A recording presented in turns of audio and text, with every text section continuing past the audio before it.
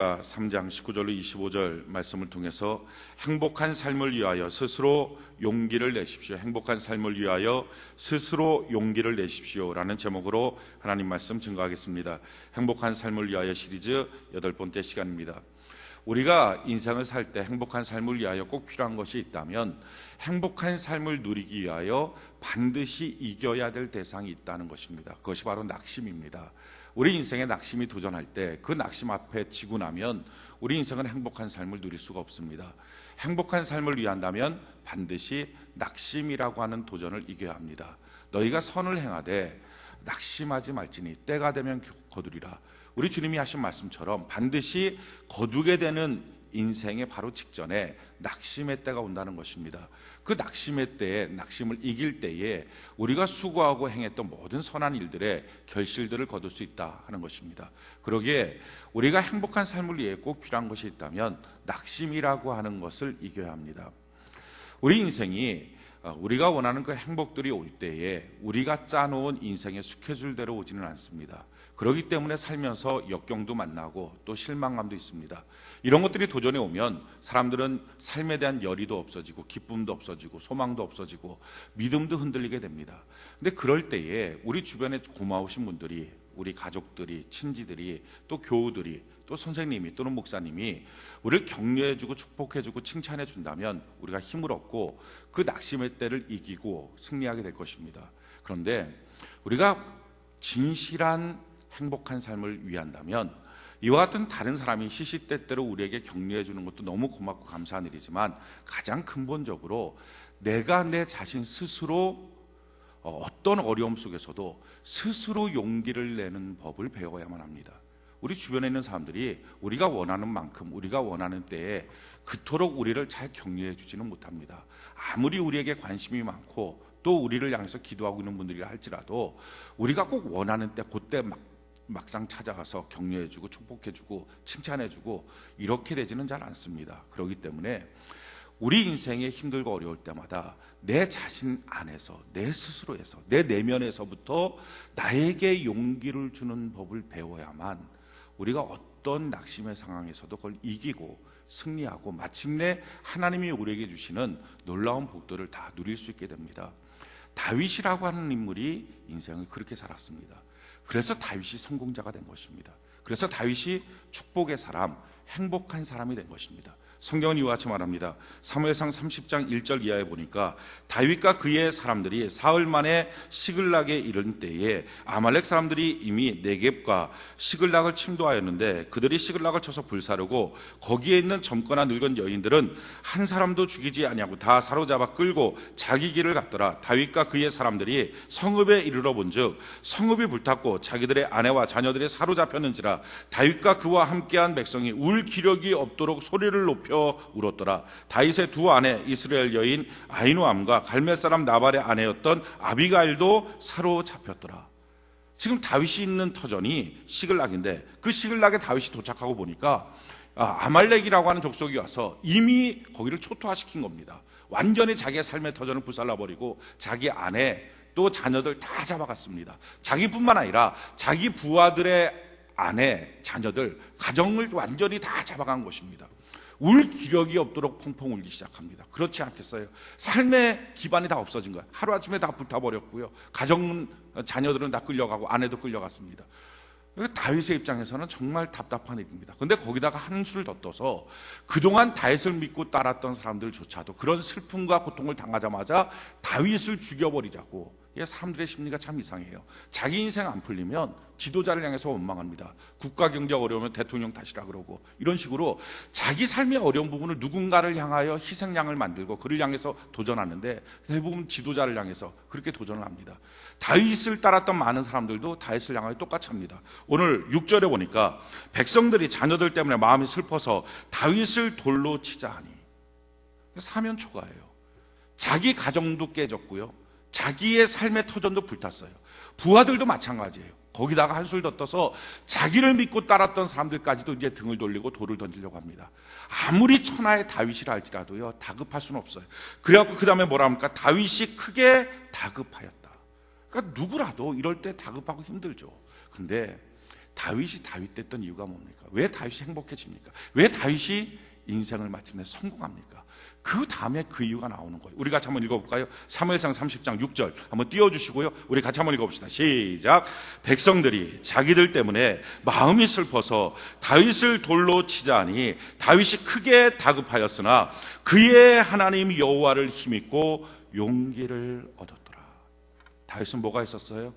아무리 힘들고 어려도, 아무리 다급해도, 아무도 자기를 향하여 격려하고 칭찬해 주는 사람이 없는 사면 초가에 놓여도 자기 안에서 자기 스스로 용기를 내는 법을 배운 사람이에요. 그래서 인생은 성공한 것입니다. 사랑하는 성도 여러분, 우리 인생은 성공하려면요, 누가 격려해 주지 않아도, 누가 칭찬해 주지 않아도, 내 인생에 어떤 좋은 기회가 딱 내 앞에 도착하지 않아도, 어떤 낙심의 때라도 자기가 자기 자신을 스스로 격려하고 용기를 주고 힘을 내게 만드는 법을 터득하는 것, 이것이 바로 인생을 행복하게 성공적으로 사는 비결입니다. 자, 다윗은요, 이렇게 다급한 상황 가운데 얼마나 힘들었겠어요. 그럼에도 불구하고 하나님을 힘입어 스스로 용기를 내는 법을 배웠어요. 그가 어떻게 용기를 냈을까요? 아마 이랬을 거예요. 지나간 인생 가운데 베푸신 하나님의 은혜를 기억했을 거예요. 수많은 자기 형제들 중에서 막내인 자기를 뽑아서 왕으로 기름 부어주신 하나님, 또 자기가 양을 칠 때 사자가 또 곰이 왔을 때 그 사자와 곰을 향해서 이길 수 있는, 작은 소년이었는데 이길 수 있는 능력 주신 하나님, 뿐만 아니라 자기 인생 여기저기 어려울 때마다 도와주신 하나님, 골리앗을 향하여 승리하게 도와주신 하나님, 그러니까 자기가 기억해보면 너무 귀한 일들이 많은 거예요. 우리 인생 마찬가지입니다. 어렵고 힘든 일 다가왔을 때 그 어렵고 힘든 것, 거기에다가만 우리의 채널을 맞추고 있으면요, 인생에 새로운 적전은 없어요. 꼭 필요한 것은 그동안 하나님이 우리를 어떻게 은혜를 베풀어 주셨는지, 그동안 하나님이 우리를 어떻게 도와주셨는지 그걸 기억해 보는 거예요.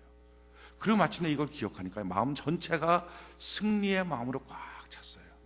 그리고 마침내 다윗이 힘을 얻고, 힘을 얻자마자 다시 낙심했던 다윗이 전사의 정신으로 바뀌어집니다. 8절에 뭐라고 말하냐면은, 사무엘상 30장 8절에 다윗이 여호와께 묻자와 이르되 내가 이 군대를 추격하면 따라잡겠나이까 하니 여호와께서 그에게 대답하시되 그를 쫓아가라. 내가 반드시 따라잡고 도로 찾으리라. 보십시오. 지금 다 뺏겼어요. 낙심했어요. 좌절했어요. 주변에서 돌까지 던지려고 그래요. 다윗도 다급했어요. 천하의 다윗도 그 앞에 움찔한 거예요. 힘든 거예요. 완전히 낙심하고 좌절할 수밖에 없었어요. 근데 그때 다윗은요, 그동안 쌓아왔던 자기의 영적인 내공을 발휘합니다. 그게 뭐예요? 스스로 용기를 내는 법을 발휘하기 시작하는 거예요. 그동안 하나님 내게 베푸셨던 은혜, 어렵고 힘들 때마다, 내 인생의 길이 막혀있다고 할 때마다 그 길 하나만 있었던 게 아니잖아요. 내 인생 막혔다고 할 때 하나님은 새로운 문을 열어주시고, 그리고 그 문으로 걸어가 보니까 얼마나 기쁘고 좋은 감사의 조건이 많았는지 그걸 기억해 본 거예요. 그렇게 기억하고 나니까 힘이 난 거예요. 힘이 나니까, 용기를 얻으니까 다시 뭐가 돼요? 낙심했던 다윗이 전사의 정신을 갖습니다. 그러고 나서 이렇게 하나님께 기도해요. 하나님, 내가 쫓아갈까요? 쫓아가면 이기겠습니까? 도로 찾겠습니까? 하나님 말씀하면 가라, 반드시 이긴다, 도로 찾는다. 얼마나 멋진 인생으로 그가 바뀌어집니까? 이렇게 변화받았던 다윗이요, 믿음을 갖고 선포하는 거예요. 뭐라고 선포하냐면 시편 103편 1절부터 5절까지 이렇게 말해요. 내 영혼아 여호와를 송축하라. 내 속에 있는 것들아 다 그의 거룩한 이름을 송축하라. 내 영혼아 여호와를 송축하며 그의 모든 은택을 잊지 말지어다. 다윗은요, 이걸 갖고 있었어요. 잊지 않은 거예요. 하나님 주시는 은혜를. 사랑하는 성도 여러분, 우리가 이 땅을 살아갈 때 승리하는 비결이 뭡니까? 하나님이 내게 베푸신 은혜와 은택을 잊지 않는 거예요. 우리가 다음 주가 감사절이에요. 왜 하나님이 감사절을 지키게 할까요? 너 감사하는 조건들을 기억해 보라는 것입니다. 그래갖고 하나님이 올해 2010년도 어떻게 나를 인도해 오셨는지 그걸 한번 기억해 보라. 그걸 갖고 하나님께 한번 감사해 보라. 왜 필요합니까? 그 감사를 기억할 수 있는 사람이, 하나님의 은혜를 기억할 수 있는 사람이 인생의 고비, 어려움이 닥쳐왔을 때 거기서 스스로 힘을 얻는 능력이 생기는 거예요. 너희가 잊지 말지어다. 그러면서 말하는 거예요. 그가 내 모든 죄악을 사하시며 내 모든 병을 고치시며 내 생명을 파멸해서 속량하시고 인자와 공의로 관을 씌우시고 좋은 것으로 내 소원을 만족하게 하사 내 청춘을 독수리같이 새롭게 하시는다. 할렐루야. 다윗이 고백한 것, 하나님이 내게 베푸신 은혜가 너무 많습니다. 큽니다. 이걸 갖고 다급하고 힘들 때 스스로 힘을 얻었어요. 이게 첫 번째 방법이에요. 또 한 가지 방법이 있어요. 우리가 어렵고 힘들 때 스스로 용기를 얻는 방법, 그것은요, 그동안 누군가가 나한테 주었던 격려의 편지들을 읽어보는 거예요. 그럼 참 힘이 돼요. 저 같은 경우도 1월 1일 날 새해 첫날 이제 신년 할애식도 하고 또 제 생일이라고 해갖고 사람들이 막 편지를 주고 그래요. 카드도 주기도 하고 거기 사랑하는 목사님 바로 여러 개 써 있어요. 그걸 1년 내내 두고 있어요. 힘들 때 어려울 때 그걸 꺼내보는 거예요. 얼마나 좋은지, 얼마나 힘이 되는지. 여러분들에게도 누군가 무엇인가 줬던 문자 메시지나 이런 것들이 있으면 꺼내보는 거예요. 그럼 격려가 돼요. 근데 만약에 이런 게 하나도 없다, 상관없어요. 자기가 자기 자신에게 격려해 보는 거예요. 이게 하나님이었어요. 하나님의 방법이요, 하나님은 어떻게 하셨는가? 자기가 자기 자신에게 격려했어요. 창세기 1장 1절 이하에 보면 이런 말씀이 있어요. 태초에 하나님이 천지를 창조하시니라. 땅이 혼돈하고 공고하며 흑암이 깊음 위에 있고 하나님의 영은 수면 위에 운행하시니라. 하나님이 이르시되 빛이 있으라 하시니 빛이 있었고 빛이 하나님 보시기에 좋았더라. 할렐루야. 자, 보십시오. 빛을 만드셨어요. 그러나 하나님이 어떻게, 야, 진짜 좋다, 진짜 멋있다, 진짜 잘 만들었네. 누가 말하는 하나님 자기 자신이. 이게 얼마나 힘이 되는지 몰라요. 자기가 자기 자신을 향하여 격려하는 거. 많은 사람들이요, 자기 자신에 대해서 너무 냉정해요. 그래서 자기 자신을 향해서 혹독하게 말해요. 형편없어, 넌 안 돼, 넌 끝이야, 너가 뭘 하겠니? 그런 말 너무 쉽게 하는 거예요. 아니에요. 우리가 하나님의 지으신 목적대로 인생을 살아가려면요, 하나님의 형상을 이어받았기 때문에 하나님처럼 가야 돼요. 하나님이 하셨던 방법대로 살아야 돼요. 그게 뭐예요? 자기가 자기 자신을 향하여 격려하는 거예요.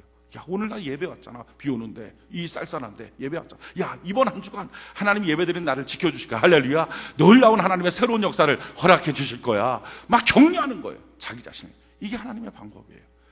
저는요, 저희 집의 생활을 잠깐 얘기하면, 우리 나오면 현관이 큰 유리가 있어요. 그 유리 보고요, 저 나올 때마다 너무 깜짝 놀래요. 이렇게 잘생긴 사람이 세상에 있나. 깜짝 놀라는 거예요. 너무 잘생겼다, 너무 멋지다. 제가 거울 보고서 깜짝 놀라요. 야, 어떻게 이렇게 잘생길 수가 있어? 그럼 저희 집사람은요, 옆에 있다가 손을 이렇게 버쩍 들고 여호와 니시 그래요. 이게 저희 집안 모습이에요. 여호와의 성공을 거두십시오. 그럼 나오는 거예요. 나왔다 또 집에 들어가면 큰 거울, 와, 너무 잘생겼어. 제 목양실에 와도요, 큰 거울이 있어요. 와, 너무 잘생겼어. 제가 설교하러 올라오기 전에 뭐 있는지 아세요? 거울 딱 보고, 와, 나라도 미치겠다, 너무 잘생겼어. 속된 말로 잡복이라 그러죠. 근데 이게 하나님의 방법이에요. 사랑하는 성도 여러분, 우리 인생 살아가면서요, 어렵고 힘든 일 만날 수 있어요. 그때 어떻게 살 겁니까? 부정적인 생각이 나를 확 지배할 때, 안 돼, 끝났어, 힘들어, 그럴 때요, 거기에 멈췄으면 그냥 미래가 없는 거예요. 그게 끝이에요. 그런데 아직 끝난 게 아니잖아요. 아직 하나님이 계시잖아요. 그러면 거기서부터 어떻게 해야 됩니까? 하나님, 누구 한 사람 나를 격려해 주는 사람 없어도 내가 내 스스로를 향하여 힘을 내는, 용기를 내는 방법을 갖고, 믿음을 갖고 무너졌던 마음에서 다시 일어나서 전사의 정신으로 나아가겠습니다. 하나님 도와주옵소서 하고 전사의 정신으로 나가는 거예요. 지나간 일들 가운데 베푸신 하나님의 은혜, 자기 자신 격려하면서. 자, 우리 인생에 무엇인가 마귀한테 빼앗겼습니까? 가만히 있으면 되겠어요? 도로 찾아와야죠. 전사의 정신을 갖고 다시 찾아와야죠. 그게 바로 하나님의 방법이에요. 오늘 성경 본문에 보면요, 예레미야라고 하는 사람이 바로 그런 사람이에요. 지금 예레미야는 자기 민족이 멸망한 시기의 사람입니다. 바벨론이 왔고 예루살렘을 다 무너뜨리고요, 사람들 똘똘한 사람이라고 하는 사람들은 다 포로로 끌고 왔어요. 아무도 없어요. 완전히 황폐해졌고 여인들의 능욕을 당하고 민족의 소망이 없어요. 예레미야 자신도 봐도요, 소망이 없는 거예요. 그러니까 오늘 본문에 뭐라고 말해요? 예레미야가 3장 19절 20절 우리 같이 한번 볼까요? 오늘 본문 같이 한번 읽어봅시다. 예레미야가 3장 19절 20절 같이 한번 목소리 시작. 내 고초와 재난 곧 쑥과 담즙을 기억하소서. 내 마음이 그것을 기억하고 내가 낙심이 되오. 기도하는 사람이었던 예레미야, 믿음의 사람이었던 예레미야, 그도 낙심할 수밖에 없는 처절한 환경이었어요. 우리 인생이 이럴 수 있습니다. 우리는요, 하나님께 기도하고 믿음으로 살면 막 하나님이 빽빽히 복을 줄 거라고 생각해요. 틈도 없이 또 복 주고 또 복 주고 또 복 주고 막 계속 잘 되게. 근데 그렇진 않아요. 다윗도요, 자기 인생에 빈 공간들이 있었어요. 어느 정도의 빈 공간이요? 다급해질 만큼의 빈 공간이 있었다고요. 다른 사람 돌로 치려고 하는 빈 공간이 있었단 말이에요. 예레미야도 마찬가지예요. 그렇게 기도해서는 믿음의 사람이지만 인생이 빽빽하게 복으로 찬 게 아니에요. 우리는 이런 걸 원하잖아요. 빽빽하게 복으로 차고 막 오늘도 복 주고 내일도 복 주고 막 10년 후에까지 다 복 줘서 오늘 가만히 있어도 평생 먹고 살 게 그냥 꽉 눈앞에 보이고, 와, 하나님 복 주셨다. 근데 그게 아니에요. 하나님 우리 인생에 빈 공간들이 있게 하신다고요. 예레미야의 인생의 빈 공간이 뭡니까? 그게 바로 전쟁터에서 다 황폐해진 자기의 민족이에요. 그걸 보면서 낙심이 되는 거예요. 하나님, 이 나라에 소망이 있습니까? 어떻게 하면 좋습니까? 근데 그때요, 그 예레미야가 놓치지 않은 한 가지가 있어요. 그게 꾸준히 기도하는 거예요. 사랑하는 성도 여러분, 여러분들이 주님 앞에서 쓰임 받으려면요, 아무리 어렵고 힘들어도 놓치지 않는 무엇인가 하나를 붙잡아야 돼요. 그것이 예배이든, 그것이 감사이든, 그것이 기도이든, 그것이 봉사의 일이든 뭐든지 간에 절대로 주님 앞에서 평생에 놓치지 않는 그 무엇 하나를 붙잡는 거예요. 그 붙잡는 그것에서부터 소망이 나오는 거예요. 여러분들이 왓츠라고 하는 기독교 화가가 있습니다. 이 왓츠가 그린 그림을 아마 여러분들이 보신 적이 있을지 모르겠는데, 그 그림이 이런 내용이에요. 지구본이 있는데 지구본 위에 소녀 한 명이 있어요. 근데 그 소녀가 바이올린을 켜고 있는 거예요. 근데 하늘은 캄캄한 밤이에요. 거기에 소녀 하나가 바이올린을 켜고 있어요. 근데 자세히 보면요, 그 소녀가 바이올린을 켜고 있는 그 위에 별 하나가 있어요. 그 별이 빛나요. 캄캄한데. 근데 또 자세히 보면 그 소녀가 켜고 있는 현에 이 바이올린이요, 현이 다 끊어지고 한 줄만 남아 있어요. 그리고 밑에 뭐라고 그 제목을 써놨냐면 희망이라고 한 제목이 쓰여져 있어요. 그럼 희망이 뭔지 아십니까? 때로 몰려오는 거예요. 막 폭포수같이 뭔가 쏟아지는 거예요. 그게 아니에요. 희망, 그것이야말로 나를 힘있게 만들 수 있는, 다시 나에게 스스로 용기를 주는 가장 큰 자원인데, 그 희망은요, 캄캄한 밤하늘이지만 별 하나 있고요, 다 끊어진 바이올린이지만 현 하나 있을 때, 그때 연주할 수 있는 붙잡고 있는 그것 하나, 여기서 희망이 나오는 거예요. 예레미야는요, 거기서 희망을 얻었어요. 기도라고 하는 하나, 다 무너졌는데 거기서 희망을 얻은 거예요. 거기서 하나님께 기도하는 거예요. 그러다가 마침내 하나님이라고 하는 한 분을 붙잡아요. 그러면서 미래에 대한 소망이 있다고 고백합니다. 그가 뭐라고 고백해요? 우리 21절부터 23절까지 같이 한번 읽어볼까요? 예레미야가 3장 21절부터 23절까지 같이 한 목소리 시작. 이것을 내가 내 마음에 담아 두었더니 그것이 오히려 나의 소망이 되었사옴은 여호와의 인자와 궁율이 무궁하심으로 우리가 진멸되지 아니함이니이다.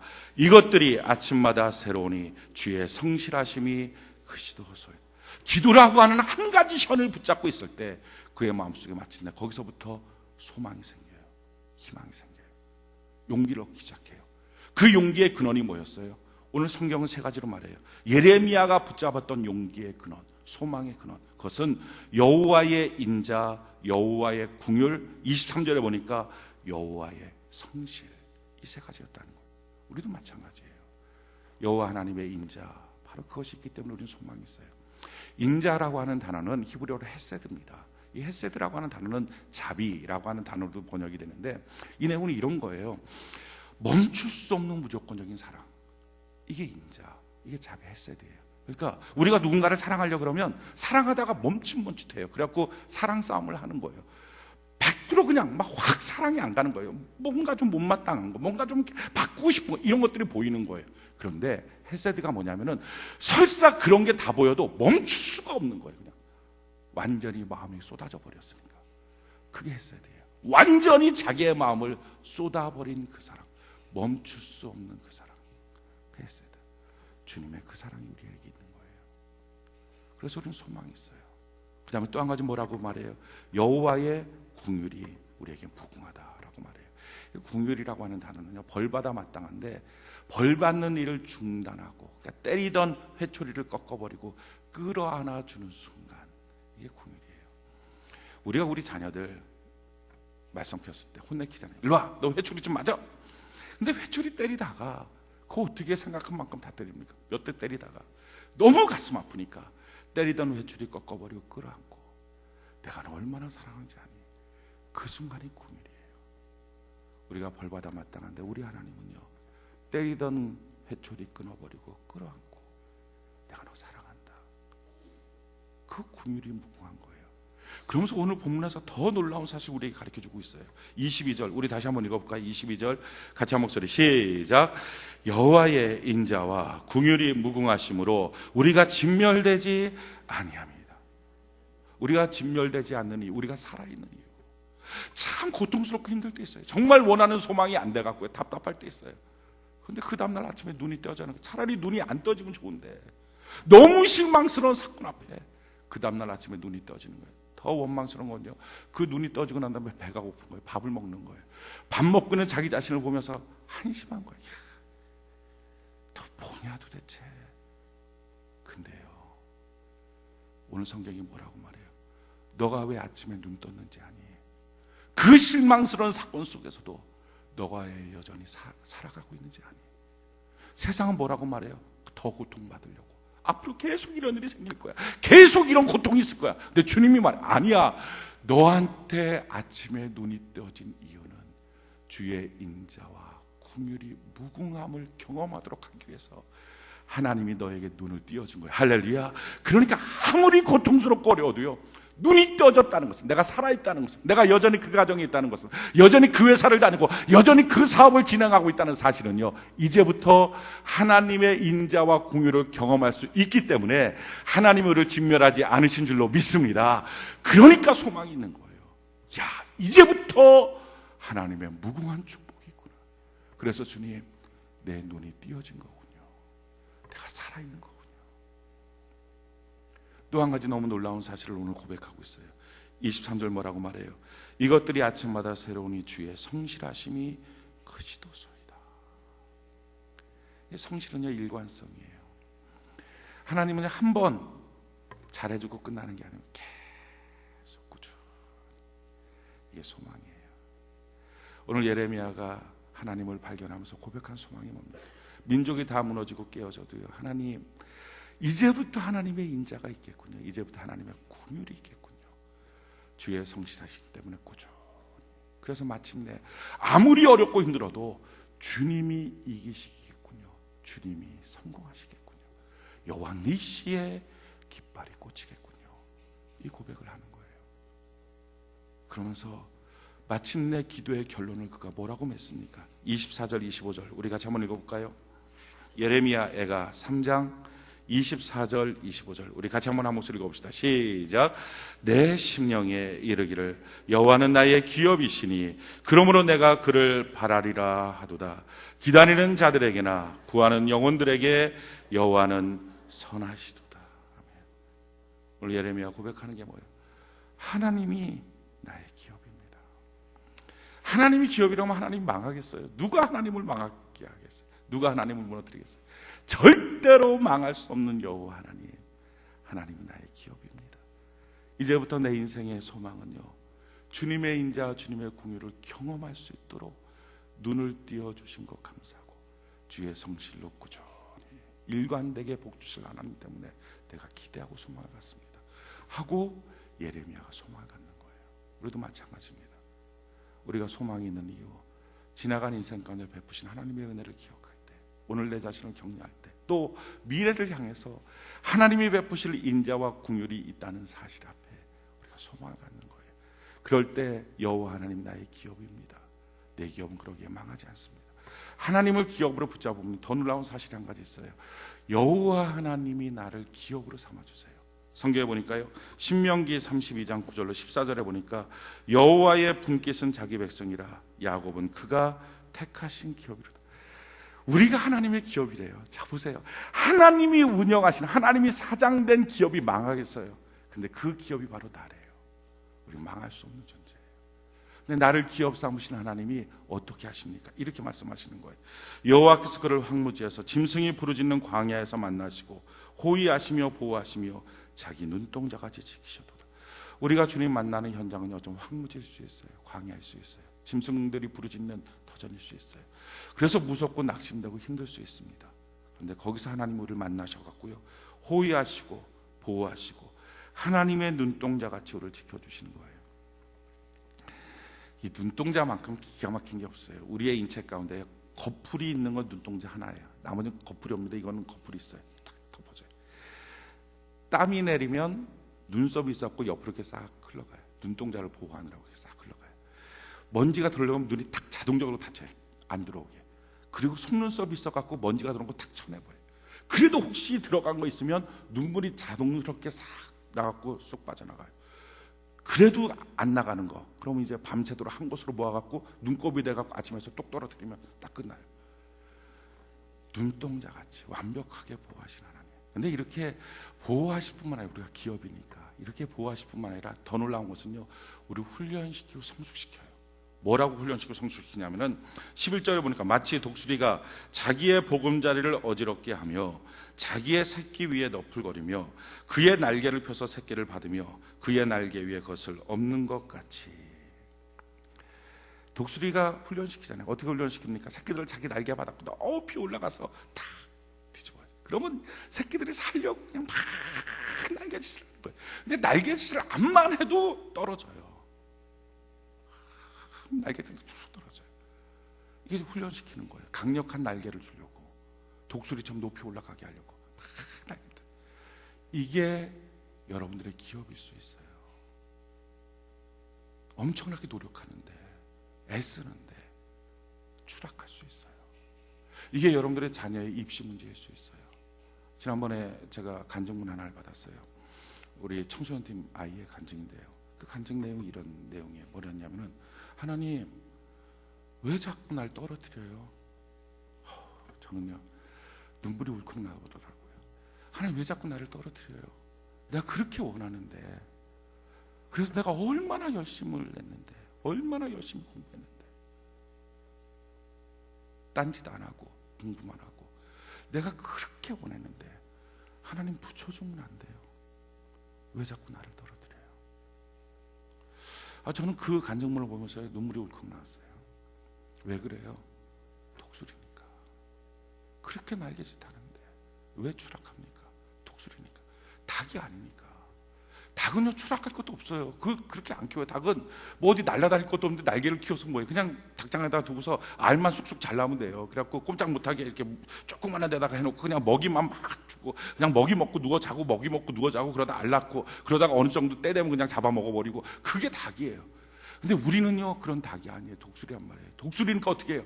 창공 높이 날 수 있도록 하기 위해서 하나님이 어떻게 합니까? 우리를 훈련시켜요.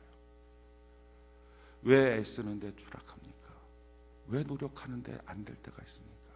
그래서 우리는 원망할 때 있잖아요. 하나님 왜 날개짓 하는데 떨어집니까? 하나님 말씀하는 거예요. 너가 독수리니까. 우리를 단련하신 후에 정금같이 나오게 하려고. 우리 하나님 우리를 향한 기대가 있잖아요. 우리는 우리가 추락할 때 아무도 없는 줄 알아요. 근데 아니에요. 사실은요, 어미 독수리가 새끼가 쫙 날개짓함에도 불구하고 떨어지고 있을 때 사실은 그 새끼를 받으려고 가장 가까이 있는 거예요. 우리가 떨어지고 있을 때 아무도 없다고 생각하지 마십시오. 우리 하나님이 가장 가까운 데 계시는 거예요. 그러면서 이렇게 말씀해요. 여호와께서 홀로 그를 인도하셨고 그와 함께한 다른 신이 없었도다. 우리 하나님은요 다른 사람한테 대행하지 않고요, 하나님 직접 우리를 챙기시는 거예요. 그래서 어떻게 하십니까? 13절 14절 보니까 여호와께서 그가 땅의 높은 곳을 타고 다니게 하시며 밭의 수산을 먹게 하시며 반석에서 꿀을, 굳은 반석에서 기름을 빨게 하시며 소의 엉긴 젖과 양의 젖과 어린 양의 기름과 바산에서 난 수양과 염소의 지극히 아름다운 밀을 먹이셨으며 또 포도즙의 붉은 술을 마시게 하셨도다. 우리 하나님께서 마침내 이렇게 좋은 것 주시려고 어느 때는 날개짓 하는데도 추락하게 하시는, 우리를 단련하신 후에 정금같이 나오게 하려고 만드시는 독수리 같은 훈련들이 있는 거예요. 이게 뭐예요? 기업이니까. 우리 하나님이 우리를 포기하지 않는 기업이니까. 우리 하나님이 우리를 이렇게 보호하시고 훈련시켜서 이렇게 멋지게 만드실 거니까. 예레미야가 고백하는 거예요. 우리의 미래는 소망이 있다는 거예요. 하나님의 긍휼이 있고 하나님의 자비가 있고 하나님의 성실하심이 있고, 그래서 가만 보니까요 자기 자신이 하나님의 기업이고요, 뿐만 아니라 하나님은 자기의 기업이더라 하는 것입니다. 사랑하는 성도 여러분, 우리 인생에 낙심하고 힘들 때가 있습니다. 그럴 때요 스스로 힘을 내십시오. 그래서 힘을 내고 용기를 갖고 하나님 내게 베푸신 은혜와 은총을 다시 기억하고서요, 전사의 정신으로 무장하십시오. 남겨진 한 달 반 승리하고 다시 도로 찾아오십시오. 빼앗긴 무엇이든지 하나님의 축복을 다시 찾아오십시오. 중요한 사실은요, 우리가 이런 훈련을 받을 때, 하나님의 기업이기 때문에 하나님 안에서 독수리 같은 훈련을 받을 때 고달프고 힘들 수 있어요. 그러나 이 고달프고 힘든 게 하나님의 원래의 뜻이 아니에요. 오늘 성경이 뭐라고 말해요? 예레미야가 3장 32절 33절 같이 한번 볼까요? 예레미야가 32절 33절 같이 한 목소리 시작. 그가 비록 근심하게 하시나 그의 풍부한 인자하심에 따라 긍휼히 여기실 것임이라. 주께서 인생으로 고생하게 하시며 근심하게 하심은 본심이 아니시로다. 사랑하는 성도 여러분, 아시겠습니까? 우리가 고통받고 괴로울 때 있지만요, 우리 하나님, 그것이 하나님의 본심이 아니에요. 우리를 단련하신 후에 정금같이 나오게 하실 겁니다. 아니, 어쩌면 우리가 가장 힘들고 어려울 때 우리 주님이 가장 가까이 계실 거예요. 그리고 우리에게 말씀하실 거예요. 야, 스스로 용기를 내는 전천후 인생이 돼봐라. 스스로 힘을 내보고 너가 다시 전사의 마음을 가져봐라. 내가 함께할게. 내가 도와줄게. 다윗처럼 도로 찾을 수 있어. 쫓아가봐. 내가 너를 도와줄 거야. 하나님의 말씀이에요. 여러분, 하나님의 뜻을 아시겠습니까? 성경이 이와 같이 말합니다. 예레미야 29장 11절로 13절에 여호와의 말씀이니라. 너희를 향한 나의 생각을 내가 아나니 평안이요 재앙이 아니라 너희에게 미래와 희망을 주는 것이니라. 너희가 내게 부르짖으며 내게 와서 기도하면 내가 너희들의 기도를 들을 것이요 너희가 온 마음으로 나를 구하면 나를 찾을 것이요 나를 만나리라. 우리를 향한 미래와 소망이 있도록, 희망이 있도록 만드신 하나님을 바라보는 은혜가 있기를 바랍니다. 우리 하나님은요,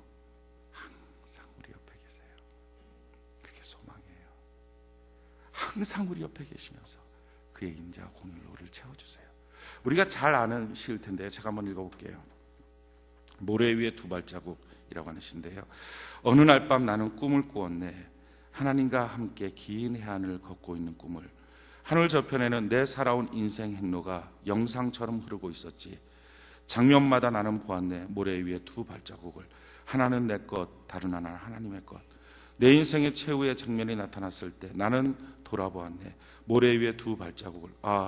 그러나 어찌된 일인가, 모래 위의 발자국은 하나뿐이니 내 인생의 가장 어려운 시련의 때에, 그것도 여러 번 나는 하나님께 말씀드렸네. 하나님, 제가 하나님을 따르겠다고 말씀드렸을 때 하나님께서는 저와 항상 동행해 주신다고 하였는데 내 인생의 가장 어려운 시련의 때, 그것도 여러 번 모래 위의 발자국 하나뿐이니 저는 모르겠나이다. 모래의 발자국 하나뿐이니 어찌된 일인지요. 하나님 말씀하셨네. 내 사랑스럽고 귀여운 자여, 시련의 때 나는 결코 너를 떠난 적이 없단다. 모래의 발자국이 하나뿐일 때 나는 너를 안고 갔노라. 우리가 잘 아는 내용이죠. 우리 하나님은요, 내가 힘들고 어려울 때 아무도 없다고 생각할 때, 날갯짓을 하는데도, 노력하는데도, 그렇게 원하는데도 안 되고 있을 때, 그때 사람들은 등을 돌리고 떠나가고 우리의 인생은 다급해지기 시작할 때, 아무도 없군요, 어떻게 하면 좋아요? 근데 사실은 그때가 하나님 가장 가까이 계실 때예요. 가장 가까이 계신 하나님 말씀하는 거예요. 얘야, 너의 인생을 뒤돌아보렴. 너가 원하는 인생의 스케줄대로 되지 않았을 때 그걸로 끝이었니? 그걸로 무너졌니? 그걸로 너의 인생은 정말 아무것도 아닌 것이 헛수고가 됐니? 아니지 않니? 그때 내가 알지 못했던 새로운 문이 열리고 그 문으로 믿음으로 걸어 들어갈 때 얼마나 놀라운 기대하지 않은 하나님의 축복이 있었니? 우리 인생 것들을 다 경험한 사람들 아닙니까? 다윗이 이런 고백을 해요. 참 멋진 고백인데요, 시편 139편 17절로 18절에 하나님이여, 주의 생각이 내게 어찌 그리 보배로우신지요. 그 수가 어찌 그리 많은지요. 내가 세려고 할지라도 그 수가 모래보다 많도소이다. 내가 깰 때 여전히 주와 함께 있나이다. 다시 고백하는 내용이 이것입니다. 하나님, 하나님의 수가 어찌 그리 많은지요. 날 향한 하나님의 계획이 어찌 그리 많은지요. 여러분들이 보고 있는 그 한 가지만이 아니고요, 얼마나 많은 하나님의 계획이 있는지 몰라요. 한 가지 문이 닫혔습니까? 또 다른 문이 열리는 거예요. 우리에게 필요한 것은요, 우리 스스로 용기를 내고 다시 전사의 정신을 갖고 믿음으로 전진하는 거예요. 함께 하신 하나님을 바라보면서 한 가지를 붙잡으세요.